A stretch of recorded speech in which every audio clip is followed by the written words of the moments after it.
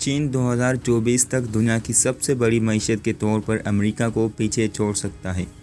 عالمی بینک اور IMF کے ڈیٹا کے مطابق بھارت، چین اور امریکہ کے بعد دنیا کی تیسری بڑی معیشت بن جائے گا۔ تفصیلات کے مطابق چین سے متعلق یہ پیش گوئی کر دی گئی ہے کہ 2024 تک دنیا کی سب سے بڑی معیشت بن جائے گا۔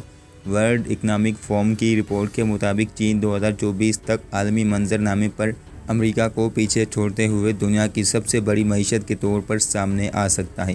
رپورٹ میں IMF اور عالمی بینک کے حوالے سے یہ پیش گوئی کی گئی ہے کہ بھارت اور انڈونیشیا، جن کا اب تک بڑی عالمی معیشتوں میں شمار نہیں ہوتا، وہ حیران کن طور پر بالترتیب تیسرے اور پانچویں نمبر پر آ سکتی ہیں۔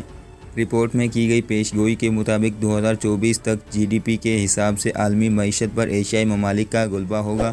ورلڈ اکنامک فورم کی رپورٹ میں 2024 تک دنیا کی 10 بڑی معیشتوں کے حوالے سے پیش گوئی کی گئی ہے، جس میں چین پہلے نمبر پر جبکہ امریکہ ایک درجہ تنزلی کے بعد دوسرے نمبر پر ہوگا۔